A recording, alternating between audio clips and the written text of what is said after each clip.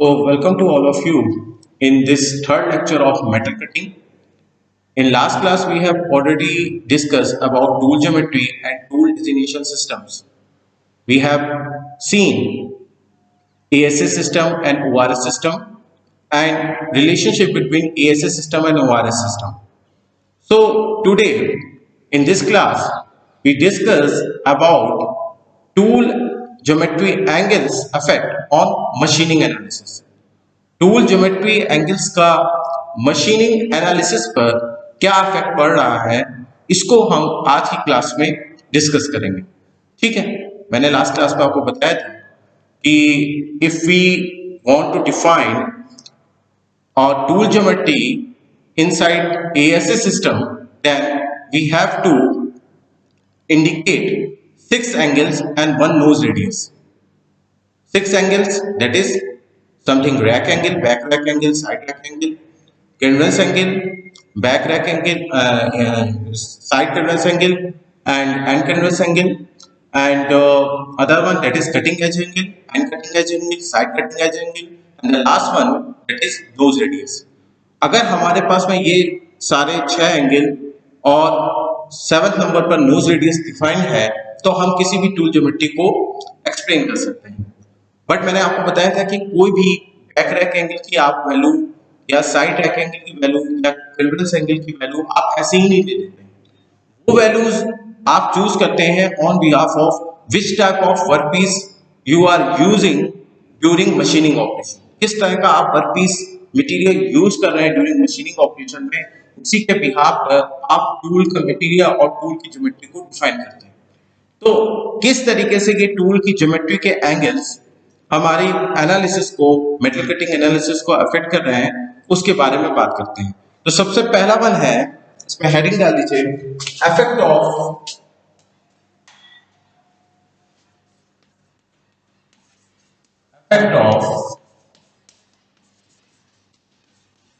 Tool geometry, effect of tool geometry on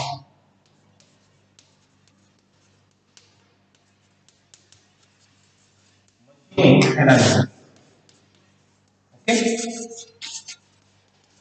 effect of on machining analysis. Okay, so इस पे जो हम लोग फर्स्ट वन कंसीडर कर रहे हैं वो हमारे पास में है बैक रैक एंगल। ये हम लोगों ने पढ़ा था, ये एएसए सिस्टम में हम लोग को दिया रहता था, that is back rack angle, first one जो था, जिसको कि हम लोग किससे रिप्रेजेंट करते थे, we represent angle with alpha suffix p. okay, this is a representing back rack angle. तो अगर हम लोग इसकी ज्योमेट्री की बात करें तो इसकी ज्योमेट्री कुछ इस तरीके की होती है। मैंने आपको उसके व्यू भी बनाया था, तो आपको याद भी होगा कि मैंने 3 व्यू बनाए थे, front view, side view, top view, एक टूल के, और उसमें आपको सारे एंगल्स मैंने बताए थे। ठीक है, तो उसी भी यहाँ पर अगर हम इसका बना रहे हैं, इसके कुछ इस तरीके का ये एंगल होता है।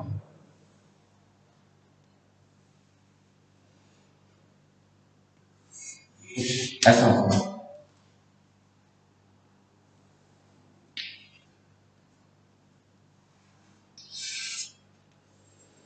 ठीक है, थोड़ा सा हम लोग एक्सटेंड कर देते हैं।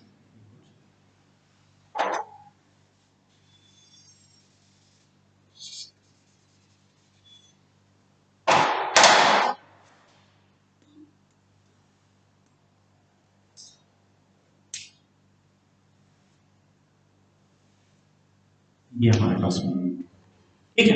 अब बैक राइट एंगल को अगर आप डिफाइन कर रहे हैं तो बैक राइट एंगल हमारे पास क्या होगा, इस लाइन को हमने ये एक्सेस ड्रॉ कर दिया, इसके साथ में ये वाली जो एज एंगल बना रही है, ठीक है, ये एज जो एंगल बना रही होगी, ये एंगल आपका क्या होता था, बैक राइट अल्फा। क्लियर हो रही बात, ठीक है। ये जो एंगल आपका ड्रॉ हो रहा था, उसके साथ में जो ये एंगल बन रहा था, ये वाला एंगल, ये जो एंगल आपका आ रहा है, ये एंगल जो है that is called as back rake angle. ठीक है, ये हमारे पास में आता है। अब इस बैक रैक एंगल को आप क्या कर सकते हो, इस बैक रैक एंगल की वैल्यू को आप इंक्रीज भी कर सकते हो, आप इसकी वैल्यू को डिक्रीज भी कर सकते हो, इसकी वैल्यू को आप जीरो भी ले सकते हो।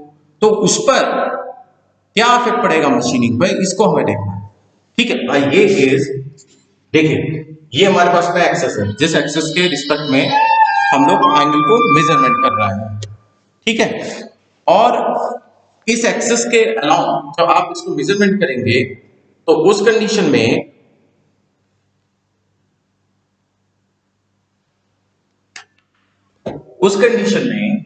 आप क्या कर सकते हो, इस एस से जब आप इस एंगल को क्या कर रहे हो, इधर की साइड में आप डाउनवर्ड की डायरेक्शन में आप मूव करते जा रहे हो।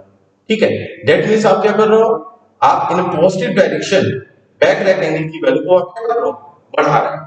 इधर की साइड पे ये जितना इधर की साइड पे शिफ्ट होगी, ठीक है, उतना आपका क्या होगा, पॉजिटिव डायरेक्शन में बैक रैक एंगल की वैल्यू क्या होगी, बढ़ेगी।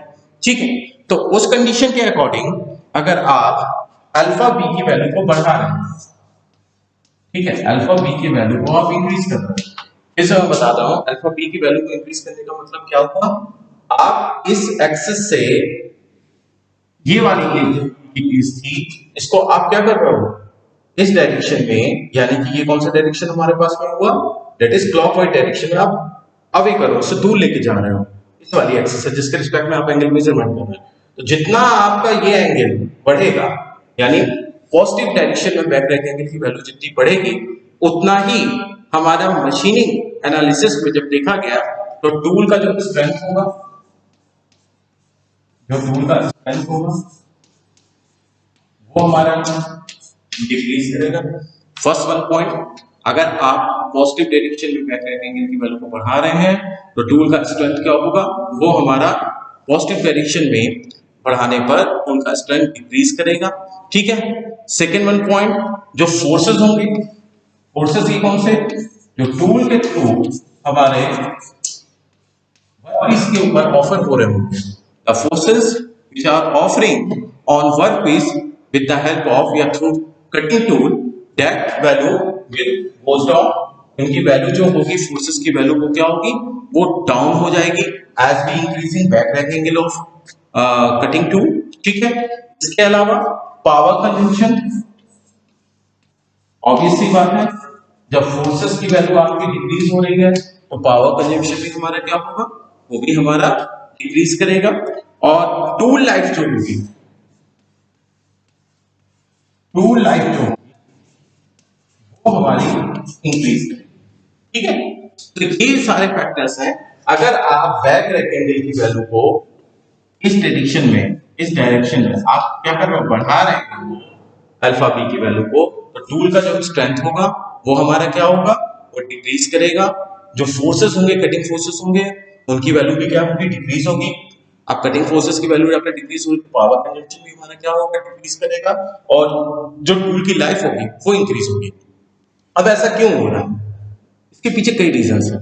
देखिए, अभी मैं आगे चलकर जब इसका, इस कटिंग टूल का वर्कपीस के साथ में फिगर बनाऊंगा 2 डायमेंशन में, तो आप ये देखेंगे कि इसी डेड सरफेस के अलाउंग जो चिप होते हैं वो स्लाइड करते हुए मूव करते हैं। ठीक है, ये बात आपको बाद में समझ में आएगी, अभी मैं आगे इस क्लास में बताऊंगा कि जब आप टूल और वर्कपीस जोन के कॉन्टेक्ट जोन की बात करते हैं तो वहां पर क्या होता है, जो मटेरियल रिमूव होता है in the form of chip, वो चिप जो होते हैं वो स्लाइड करते हैं इस रैक सरफेस पे। ओके, तो जब वो ये चिप इस रैक सरफेस के अलाउंग स्लाइड करते हैं और आप डक्टाइल मटेरियल की मशीनिंग कर रहे हैं तो उसमें कॉन्टिन्यूअस टाइप के चिप फॉर्मेशन होते हैं। कॉन्टिन्यूअस लॉन्ग सीक्वेंस के जब चिप फॉर्मेशन होंगे तो ऑब्वियस सी बात है, अगर ये एंगल आप इस एक्सिस के पास लेके जाओगे तो जो चिप पर रैक सरफेस के ऊपर जो लोडिंग होगी वो भी क्या होगी, बढ़ती जाती है। इस लोडिंग की वजह से क्या होगा, इस लोडिंग की वजह से वहां पर क्या होगा, टेम्परेचर बहुत ज्यादा हाई होता है, टेम्परेचर बहुत ज्यादा हाई होता है ड्यू टू फ्रिक्शनल कांटेक्ट, और उसी की वजह से वहां पर टूल की जो लाइफ होती है वो हमारी क्या हो जाती है, रिड्यूस हो जाती है।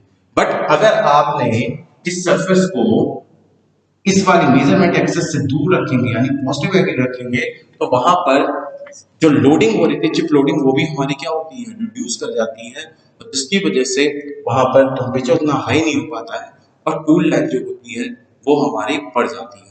ठीक है, ये चीज अभी जिन लोगों को ना समझ में आई हो तो परेशान ना हो, उसको मैं अभी आगे चलकर और अच्छे से बताऊंगा। अभी मैंने बस आपको ये बता दिया है, मोटे तौर पर ध्यान रखिए कि बैक रैक एंगल की वैल्यू को अगर आप बढ़ाओगे तो टूल की जो स्ट्रेंथ होगी वो हमारी डिक्रीज होगी, फोर्सेस भी हमारे डिक्रीज होंगे, पावर कंजप्शन उसकी वजह से डिक्रीज होगा और टूल की जो लाइफ होगी वो बढ़ जाएगी। भाई ऑब्वियस सी बात है, अगर कम फोर्सेस ऑफर करने पड़ रहे हैं किसी भी टूल को तो उसकी टूल लाइफ क्या होगी?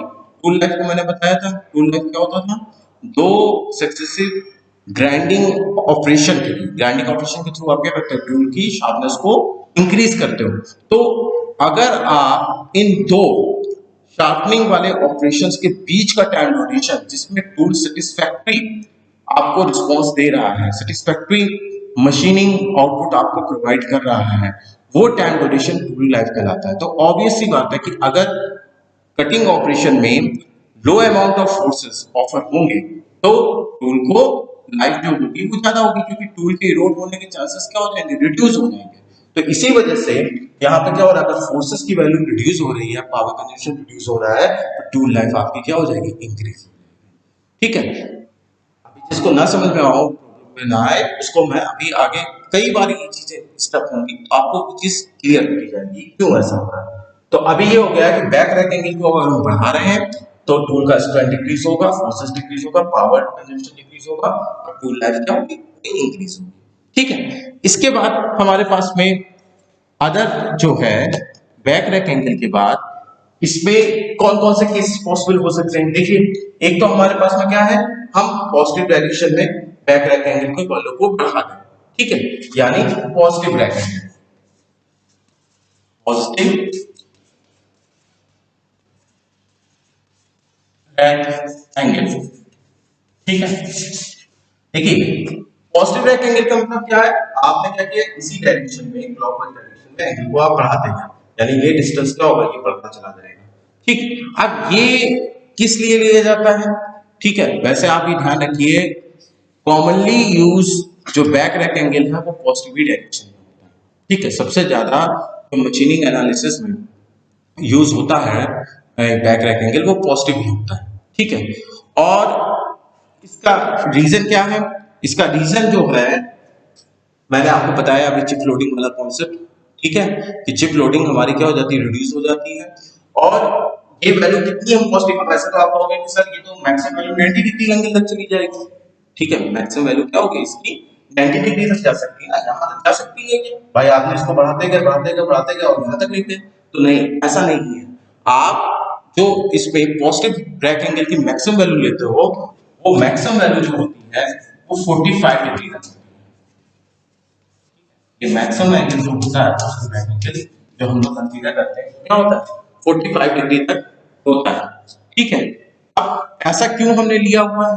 देखिए, आप ये भी तो देखिए ना, बैक रैक एंगल की वैल्यू को बढ़ा रहा है तो स्ट्रेंथ पर भी कुछ इफेक्ट पड़ रहा है। तो आप स्ट्रेंथ को तो आप डिक्रीज कर रहे हो टूल की, लेकिन टूल लाइफ आपकी इंक्रीज कर रही है। तो देखिए, ये दोनों चीजें हम चाहते हैं टूल का स्ट्रेंथ की डिक्रीज ना हो, ठीक है, और टूल लाइफ भी हमारी क्या रहे, वो बढ़ ही रहे। तो दोनों के बीच ही कंडीशन को मानते हुए हमने जो है ऑप्टिमाइज मैनर में अगर देखा तो जो मैक्सिमम एंगल जो टूल के लिए परमिट होगा पॉजिटिव बैक रैक एंगल, वो हमारी वैल्यू क्या होगी, 45 डिग्री। ठीक है, तो ये चीज हो गई। इसके बाद एक केस और हो सकता है, भाई आपने कहा ठीक है हम पॉजिटिव डायरेक्शन में इस रैक एंगल की वैल्यू को बढ़ा रहे हैं। ठीक है, एक तो ये हो गया केस 45 डिग्री तक लेके गए। दूसरा कंडीशन ये भी तो हो सकती है कि अगर हम ना इसको पॉजिटिव डायरेक्शन बढ़ाए ना नेगेटिव डायरेक्शन बढ़ाए, हम जीरो कर दें, यानी कि अब ये जो अगर 0 डिग्री आप ले रहे हो अल्फा बी की वैल्यू अगर 0 डिग्री है तो इसका मतलब क्या होगा, अब आपका टूल कैसा दिखेगा, अब आपका टूल जो ये वाली ये एज है ये डायरेक्ट इसी एक्सिस पे आ जाएगी, है ना, ये वाली जो एज है आपकी, ये वाली एज डायरेक्ट टूल जिस एक्सिस के रिस्पेक्ट में आप मेजरमेंट कर रहे हैं उसी एक्सिस पे आ जाएगी। जो आपका फिगर बनेगा वो आपका कैसे बनेगा, अब आपका फिगर कुछ इस तरीके का बनेगा।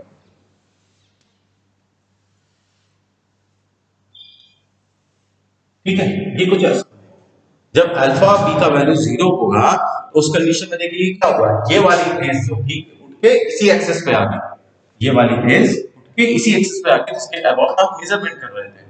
ठीक है, तो ये वाली एज उठ के जब इस वाली एक्सेस पे आ जाएगी तो उस कंडीशन में आपको टूल कुछ ऐसा दिखेगा। तो ये कहाँ पर यूज होता है, तो ये ध्यान रखिएगा, ये जो होता है टूल 0 डिग्री बैक रेक्टेंगल, इसका एप्लीकेशन होता है thread cutting.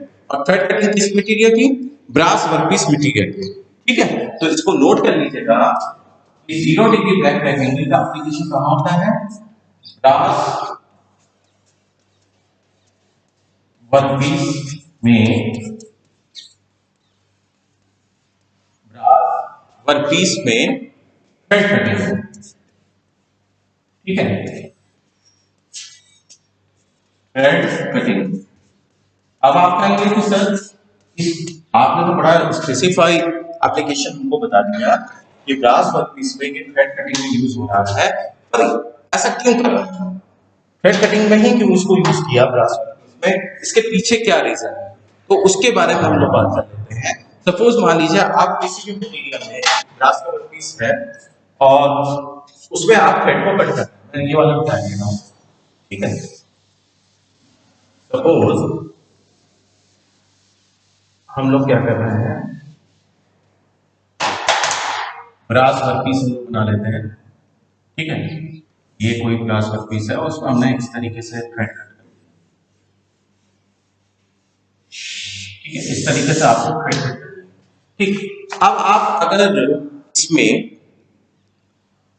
0 degree rack angle, back rake angle लेके आप तुम्हारा इस तरीके का सामान होगा। ठीक है, तो उसमें क्या होता है, अब आपको पता है मटेरियल रिमूव हो रहा है, थ्रेड कट हो रहे हैं, मटेरियल रिमूव हो रहा है, तो यहाँ पर क्या होगा, चिप भी फॉर्मेशन होंगे। अब चिप जब फॉर्मेशन होंगे तो देखिए थ्रेड कैसे है, इस तरीके से कट रहा है, तो अब ऑब्वियस सी बात है इसमें साइडवर्ड फोर्सेस लग सकते हैं। अगर मटेरियल देखिए चिप या तो इधर से जाएगा या इधर से जाएगा, तो उस कंडीशन में ये साइडवर्ड फोर्सेस यहाँ पे क्या हो सकते हैं, जो आपके थ्रेड लगे हुए हैं, बने हुए हैं, नए थ्रेड बने हैं मशीनिंग में, वो प्रोड्यूस कर सकते हैं साइडवर्ड फोर्स। तो जब ये साइडवर्ड फोर्स प्रोड्यूस होगा, अगर चिप इधर इधर से साइड से स्लाइड करता, तो उस कंडीशन में क्या होगा, जो आपके ये थ्रेड बने हुए हैं ये डैमेज हो सकते हैं। ठीक है, साइडवर्ड फोर्सेस लगने की वजह से, क्रस्ट फोर्स लगने की वजह से ये थ्रेड क्या हो सकते थे, डैमेज हो सकते थे, अगर आप 0 डिग्री बैक रैक एंगल ना लेते। बट यहाँ पे आपने क्या लिया, 0 डिग्री बैक रैक एंगल लिया हुआ है, तो उस कंडीशन में क्या होगा, डायरेक्ट चिप ऊपर उठेंगे, ठीक है, और मूव कर जाएंगे। यानी जो साइडवर्ड फोर्सेस लग रहे थे, जो कि थ्रेड को डैमेज करने के लिए रिस्पॉन्सिबल होते, उनको आपने, उस कंडीशन को आपने एलिमिनेट कर दिया। किस कंडीशन में, जब आपने बैक रैक एंगल की वैल्यू क्या ले ली, 0 डिग्री ले ली। ठीक है, तो इसी वजह से जब ग्लास वर्कपीस में आप थ्रेड कटिंग ऑपरेशन करते हो 0 डिग्री बैक रैक एंगल को कंसीडर करते हुए, तो वहां पर किसी तरह के साइडवर्ड फोर्सेस नहीं लगते हैं थ्रेड्स पर, जिससे कि थ्रेड की खराब होने की पॉसिबिलिटी एलिमिनेट हो जाती है। ठीक है, तो मैंने आपको बताया पॉजिटिव बैक एंगल की मैक्सिमम वैल्यू कहाँ होती है, 45 डिग्री तक होती है। क्यों लेते हैं, क्योंकि आपको एक ऑप्टिमाइज वैल्यू चाहिए, आप 90 डिग्री तक नहीं उसको बढ़ा सकते हैं। जनरली पॉजिटिव बैक एंगल ही यूज होता है वर्कपीस मटेरियल में, मेटल्स की मशीनिंग में। ठीक है, इसके अलावा अगर ब्रास वर्कपीस आपके पास में है और आप थ्रेड कटिंग ऑपरेशन कर रहे हो, तो आप 0 डिग्री बैक एंगल भी लोगे। ठीक, अब इसके बाद तीसरा केस भी पॉसिबल है। तीसरा केस कौन सा पॉसिबल है, जब आप, अभी मैंने बताया पॉजिटिव में हमारे पास में कैसा फिगर बन रहा था, पॉजिटिव बैक एंगल जब हम बना रहे थे तो हमारे पास में ऐसा फिगर बना। ठीक है, और आपने ये वाला जो था ये पॉजिटिव बैक एंगल, ठीक है, इस एक्सेस के अबाउट, ये एक्सेस थी हमारे पास में। ठीक है, इसके अबाउट आपने ये वाली एक्सेस के सारे 0 डिग्री में आपको डायरेक्ट इस तरीके से मिल गया। ठीक, और अब अगर हमने निगेटिव डायरेक्शन में, ये हमारे क्या था, पॉजिटिव रैक एंगल इंक्रीज कर रहे थे, यहाँ पे हमने 0 लिया। निगेटिव रैक एंगल इंक्रीज करने का मतलब क्या है, अभी आप इस एक्सिस से डाउनवर्ड डायरेक्शन में मूव कर रहे हैं। ठीक है, यानी कि आप इस एक्सिस से अगर क्लॉकवाइज डायरेक्शन में आप क्या कर रहे थे, मूव कर रहे हैं। अगर हम एंटी क्लॉकवाइज डायरेक्शन में मूव करें तो ये कंडीशन भी तो हो सकती है कुछ इस तरीके से। ये हमारी जो ये वाली एस थी, अभी क्या आएगी, ये ऊपर की साइड में आ जाएगी। ठीक है, और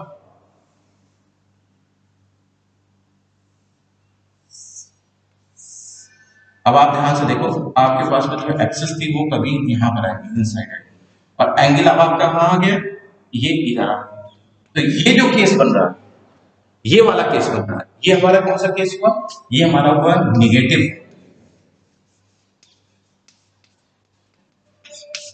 negative rack angle. Rack angle कौन सा, back, negative back rake angle को आप इंक्रीज करो। पॉजिटिव को आपने इंक्रीज किया था, अब हमने नेगेटिव के लिए किया। अब बात ये आती है कि नेगेटिव बैक रैक एंगल कहां पर हम लोग यूज करते हैं। देखिए, हम लोग नेगेटिव बैक रैक एंगल अधिकतर कहां पर यूज करते हैं, किस मटेरियल के साथ में यूज करते हैं, कार्बाइड टूल। कहां पे यूज करते हैं, कार्बाइड टूल, उनके साथ में ये नेगेटिव बैक रैक एंगल की वैल्यू को यूज करते हैं। क्यों यूज करते हैं, देखिए कार्बाइड टूल के साथ में एक प्रॉब्लम क्या होती है, अदर प्रॉपर्टीज तो अच्छी हैं मेटल कटिंग के लिए एज ए टूल कंसीडर करने के लिए, बट एक प्रॉब्लम इसमें ये है कि कार्बाइड टूल की जो टेंसाइल स्ट्रेंथ होती है, जो इसकी टेंसाइल स्ट्रेंथ होती है, ठीक है, वो हमारी क्या होती है, लो। कार्बाइड टूल की जो टेंसाइल स्ट्रेंथ होती है वो हमारी क्या होती है, वो लो होती है। और टेंसाइल स्ट्रेंथ लो होती है, अब अगर आप मशीनिंग ऑपरेशन कर रहे हो तो फिर टूल के डिफॉर्मेशन होने के चांसेस रहेंगे। तो इस चीज को अवॉइड करने के लिए हम क्या करते हैं कि अगर कार्बाइड टूल में रेजिस्टेंस एरिया हम बढ़ा दें, कार्बाइड टूल में मशीनिंग करते वक्त अगर हम रेजिस्टेंस एरिया बढ़ा दें तो उस कंडीशन में क्या होगा, जो इसकी ये टेंसाइल स्ट्रेंथ लो होने की वजह से डिफॉर्मेशन के चांसेस थे टूल के, ठीक है, वो क्या हो जाएंगे, एलिमिनेट हो जाएंगे। तो देखिए, अगर आपने ये नेगेटिव रैक एंगल को बढ़ाया तो उससे क्या होगा, ये जो है इसका रेजिस्टेंस एरिया वो बढ़ जाता है। टूल का जो रेजिस्टेंस एरिया होता है नेगेटिव रैक एंगल को बढ़ाने से वो क्या हो जाता है, बढ़ जाता है, जो कि इसमें नहीं था, इसमें रेजिस्टेंस एरिया कम था। तो अगर आप पॉजिटिव रैक एंगल के साथ में कार्बाइड टूल बना दोगे तो उस कंडीशन में क्या होगा, हमारा जो टूल होगा वो हमारा डिफॉर्म हो जाएगा, ठीक है। तो इसीलिए कार्बाइड टूल के साथ में हम लोग क्या करते हैं, नेगेटिव रैक एंगल को लेके उसको फॉर्मेशन करते हैं, जिससे कि उसका रेजिस्टेंस एरिया ज्यादा रहे और वो टेंसाइल फोर्सेस को, टेंसाइल स्ट्रेंथ उसकी कम है बट वो फिर भी क्या हो, डिफॉर्म ना हो पाए। तो इसीलिए हमने यहाँ पे क्या किया, नेगेटिव रैक एंगल को कंसीडर किया है with inside the carbide tube, ठीक है। अब ये वैल्यू हम लोग कहां तक बढ़ा सकते हैं, ये वैल्यू हम लोग जो है नेगेटिव रैक एंगल की value maximum negative rack angle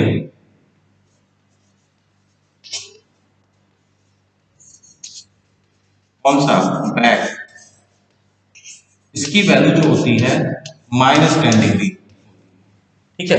maximum जो हम लोग ले सकते हैं नेगेटिव बैक रैक एंगल, ठीक है, इसमें बैक और लगा दीजिए, बैक रैक एंगल, वो हमारी वैल्यू कितनी हो सकती है, -10 डिग्री सेंटीग्रेड, वो -10 डिग्री होती है, ठीक है। अब -10 डिग्री ही क्यों हमने कंसीडर किया, देखिए नेगेटिव रैक एंगल को बढ़ाने का मतलब है एक तरीके से आप अल्फा बी की वैल्यू को क्या कर रहे हो, बैक रैक एंगल की वैल्यू को आप डिक्रीज कर रहे हो, ठीक है। मैंने आपको ये जो बताया था, स्ट्रेंथ डिक्रीज करती है, फोर्सेस डिक्रीज करते हैं, पावर डिक्रीज करते हैं, टूल लाइफ डिक्रीज करते हैं, इंक्रीज करता है, ये किस कंडीशन में था, ये तब था जब आप अल्फा बी की वैल्यू को बढ़ा रहे हैं। बट ये अल्फा बी की वैल्यू कौन सी थी, ये अल्फा बी की वैल्यू जो थी वो थी positive rack, positive back rack.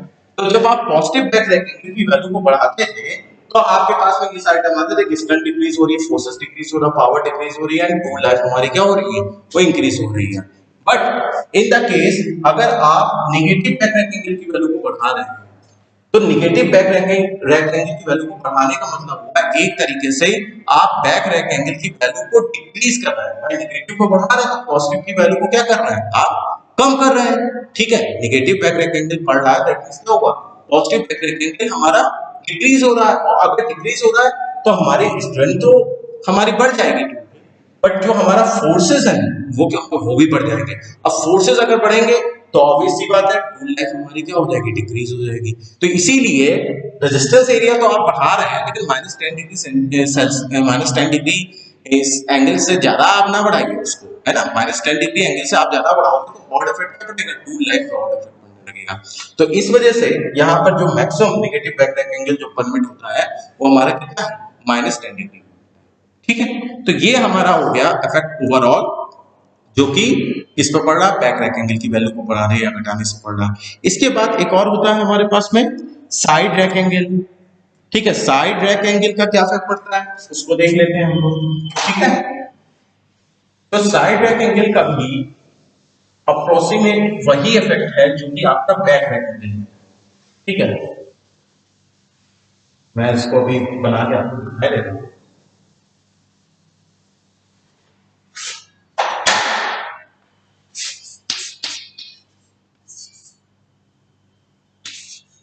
ठीक है, साइड रैक एंगल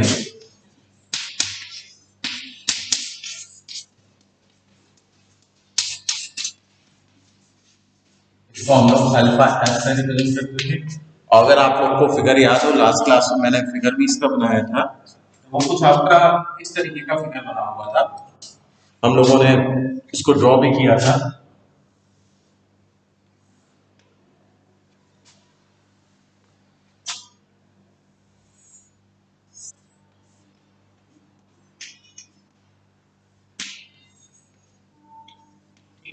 ये हमारे पास में अल्फा एस का वैल्यू। ठीक, तो ये हमारे पास में आ रहा था, इसको ये एंगल जो है ये आपके पास में क्या था, साइड एंगल था। ठीक है, अब साइड एंगल की वैल्यू में भी वही टर्म्स हमारे पास में आ रहे हैं। यहाँ पे आप अल्फा एस की वैल्यू को अगर बढ़ाते हैं तो हमारे पास में क्या होगा फ्रेंड, इसकी डिक्रीज करेगी। ठीक है, उसके अलावा फोर्सेस एंड पावर,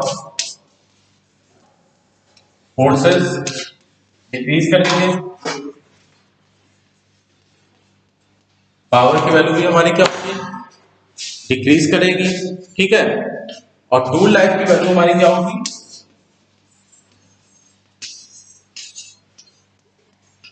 इंक्रीज करेगी। ठीक है, तो ये सारे हमारे पास में है, सेम वही पैटर्न है जो कि हमने अल्फा बी में यानी बैक रैक एंगल में इसको स्टडी किया था। देखिए इसका फिजिकल सिग्निफिकेशन आप समझिए कि साइड रैक एंगल में होता क्या है। साइड जो हमारे पास में रैक एंगल था, ये एक्चुअली चिप बेंडिंग को, जो चिप हमारा बेंड होता है उसको ये रिप्रेजेंट करता है, उसके बेंडिंग में इसका रोल होता है। ठीक है, तो आप एक तरीके से ये कह सकते हैं कि अगर आप अल्फा एस की वैल्यू को बढ़ा रहे हैं, साइड रैक एंगल की वैल्यू को बढ़ा रहे हैं, ठीक है, तो जो हमारी चिप बेंडिंग होगी, chip bending in which direction,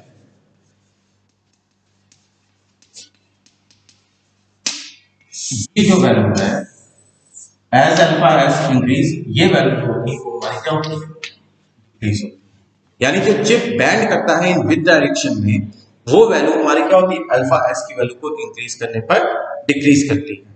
ठीक है, तो इसकी वैल्यू कहां से कहां पर लाई करती है, इसकी वैल्यू जो लाई करती है अल्फा एस की वैल्यू 5 डिग्री से 10 डिग्री के बीच में लाई। ठीक है, अल्फा एस की वैल्यू जो है वो 5 डिग्री से 10 डिग्री के बीच में लाई करती है। ठीक है, ये हो गया। अब इसके अलावा एक और हमारे पास में एंगल थे, वो कौन कौन से थे, वो हमारे पास में थे रिलीफ एंगल, रिलीफ एंगल, या इसको आप बोलते थे क्लियरेंस एंगल। देखिए रिलीफ एंगल या क्लियरेंस एंगल क्या होता है। ठीक है, relief angle clearance angle simply जो आपकी वेल फिनिश मशीनिंग सरफेस है जिस पर टूल मशीनिंग कर चुका है और टूल की जो फ्लैंक फेस होती है उनके बीच का एंगल होता है। तो अगर आपने ये एंगल 0 कर दिया तो उस कंडीशन में क्या होगा, जो टूल की फ्लैंक सरफेस होगी वो मशीन की क्लीन सरफेस के साथ में रफ करती हुई जाएगी। ठीक है, जिससे कि आपकी क्या होगी, सरफेस फिनिश वर्कपीस की डैमेज हो जाएगी। तो सिंपली जो टर्म हमको समझ में आ रहा है रिलीफ एंगल या क्लियरेंस एंगल, ये सिंपली क्या करता है, जो वेल फिनिश हमारी मशीनिंग सरफेस है जिस पर मशीनिंग ऑपरेशन हो चुका है उसको टूल के साथ में रबिंग करने से बचाता है। ठीक है, तो इसको आप ये कह सकते हो एक तरीके से कि जो रिलीफ एंगल है ये क्या करता है, अवॉइड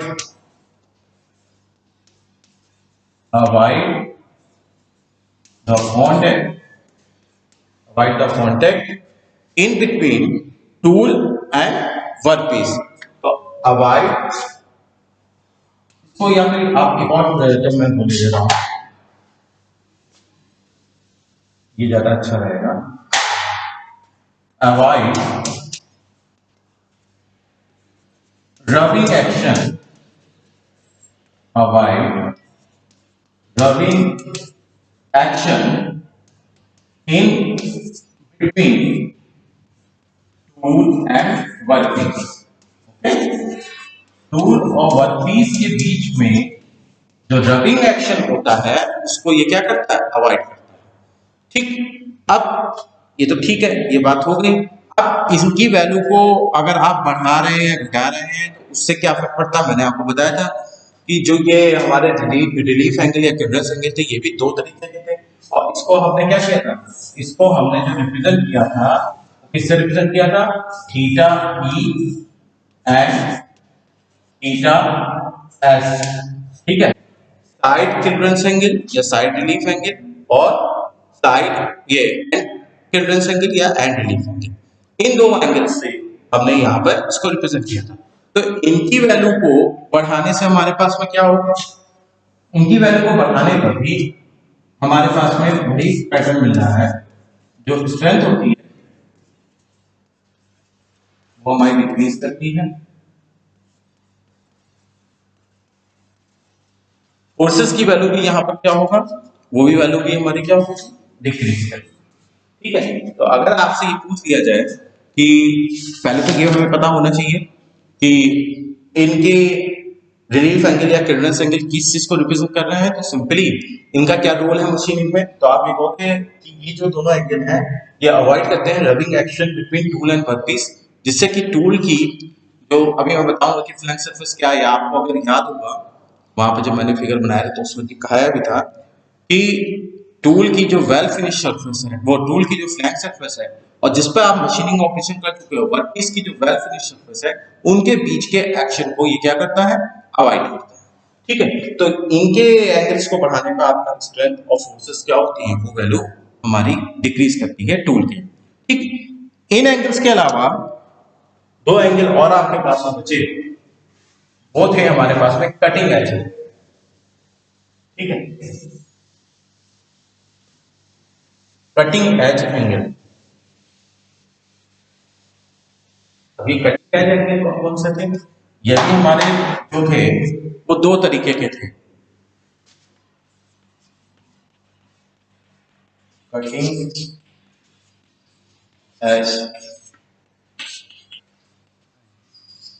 ठीक है, कटिंग एज एंगल के हमारे पास में क्या थे, दो तरीके के थे। एक हमारे पास में कौन सा था, side cutting edge angle, side cutting edge angle, क्योंकि हम लोग रिप्रेजेंट करते हैं सी सफिक्स ई से, और एक हमारे पास होता है and cutting edge angle, and cutting edge angle, इसको भी हमने रिप्रेजेंट किया था सी सफिक्स एस से। ठीक है, एक हो गया हमारे पास में साइड कटिंग एज एंगल जिसको हमने रिप्रेजेंट किया सी सफिक्स सी से, और दूसरा हमारे पास क्या हो गया, एंड कटिंग एज एंगल हो गया जिसको कि हम लोगों ने रिप्रेजेंट किया है सी सफिक्स एस से। तो बेसिकली ये जो ये एंड कटिंग एज एंगल होते हैं, ठीक है, कटिंग एज एंगल, ठीक है, ये cutting edge angle basically workpiece की सरफेस रफनेस को अफेक्ट करते हैं। कैसे करते हैं, इनके बीच में एक रिलेशनशिप होती है, that is RT upon 10 C suffix S plus और C suffix E, ये रिलेशनशिप होता है। ठीक है, ये एक रिलेशनशिप होता है RT equals to F upon 10 CS plus cot CE। ठीक है, अब आप ये कहेंगे कि इसमें ये RT क्या है, तो RT जो होता है ये सरफेस रफनेस होती है, ये RT जो होता है दैट इज कॉल्ड एज ठीक, सी एस आपको पता है साइड कटिंग एज एंगल है, और C suffix C that is end cutting edge angle. F क्या है, that is feeding machine. F जो है that is feed in machining, feed in machining.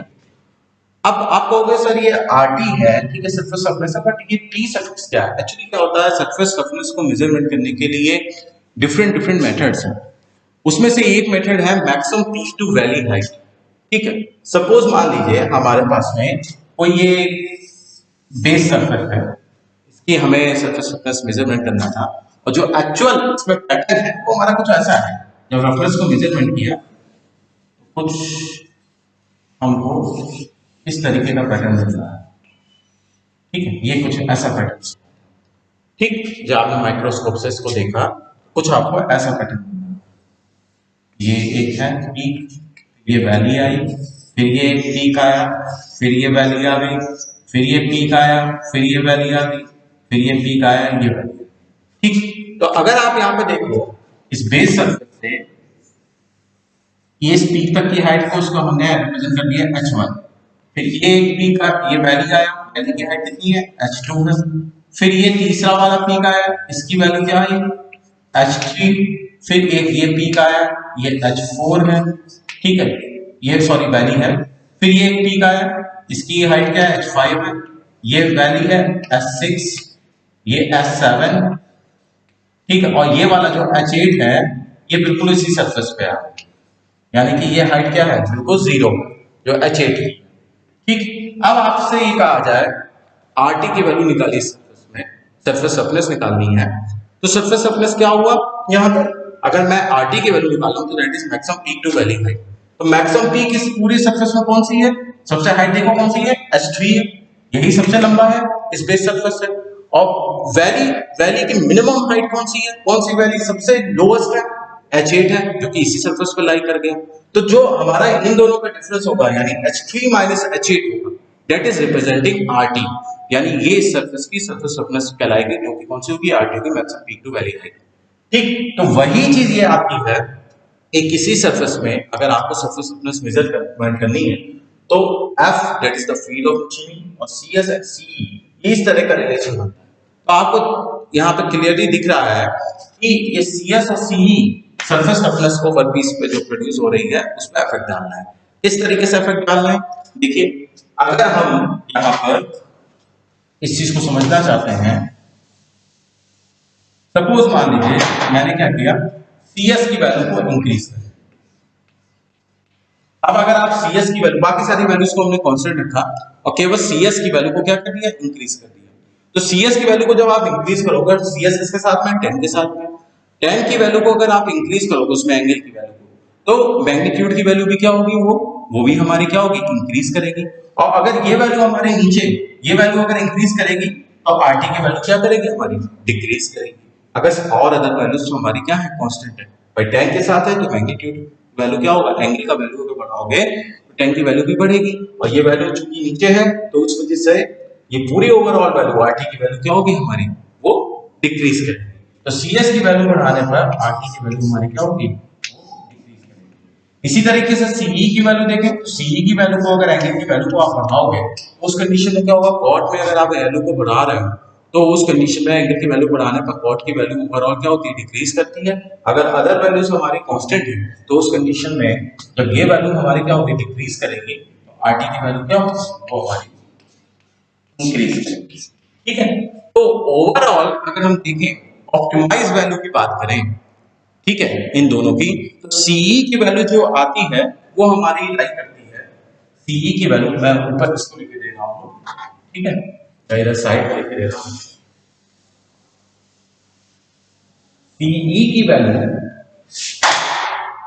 यानी एल कटिंग एज एंगल की value 8 degree to 15 degree होती है, ठीक है, 8 डिग्री टू 15 डिग्री होती है CE की वैल्यू। और CS की वैल्यू जो हमारी लाई करती है वो हमारी लाई करती है 0 to 90 degree, that is side cutting edge angle की वैल्यू जो लाई करेगी वो हमारी क्या होगी, 0 टू 90 डिग्री लाई करेगी। ठीक है, तो ये हमारे पास में हो गया effect of cutting edge angle on machining analysis। ठीक है।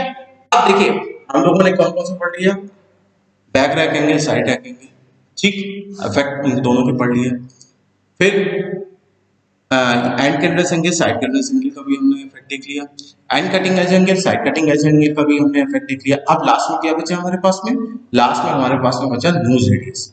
नोज रेडियस का क्या इफेक्ट पड़ता है उसको हम लोग देखेंगे कि मशीनिंग के ऊपर नोज रेडियस को आप बढ़ाओगे या घटाओगे तो क्या इफेक्ट पड़ेगा, उसके बारे में बात करेंगे।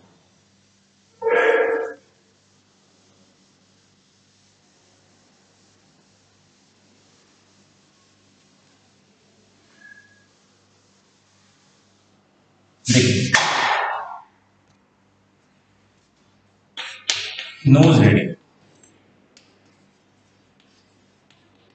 तो भी हम करते थे और आर से, ठीक है। अब इसकी वैल्यू को अगर आप इंक्रीज कर रहे हो या डिक्रीज कर रहे हो तो क्या पैटर्न मिलेगा, देखिए एक रिलेशनशिप होती है, रिलेशनशिप क्या है, R T equals to F square upon ए।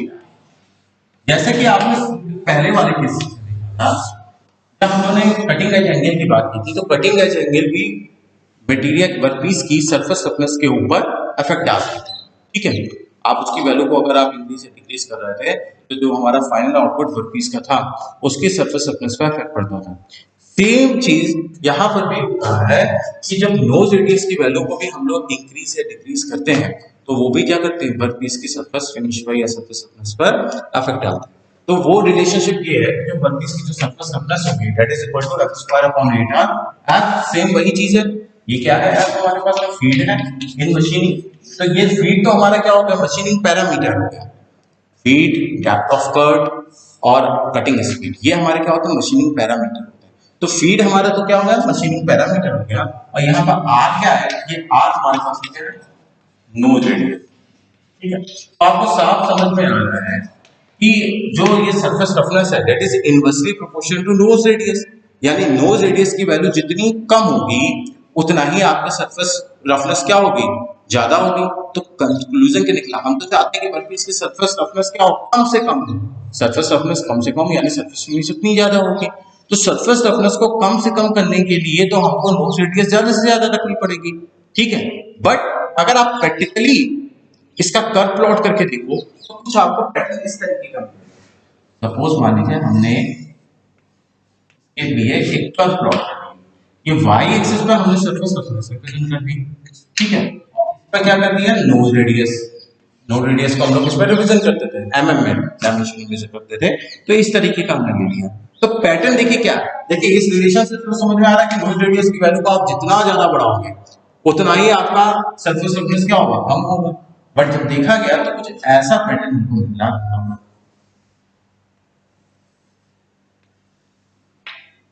ये 0.2 mm है और ये वाला 1.2 mm, इस तरह का पैटर्न। अब आप ध्यान से देखिए, जो इस वाले फिगर में ये वाला पार्ट है वो तो इस चीज को रिप्रेजेंट कर रहा है, जैसे जैसे हमने आर की वैल्यू को बढ़ाया वैसे वैसे आपका जो ये सरफेस रफनेस है वो क्या हो रहा है, डिक्रीज कर रहा है, ठीक है। लेकिन जब 0.2 mm से आप जैसे ही आर की वैल्यू को और ज्यादा बढ़ाते हो तो देखो सरफेस रफनेस हमारी क्या हो जाती है, ना इंक्रीज करती है ना डिक्रीज करती है, कांस्टेंट हो जाती है।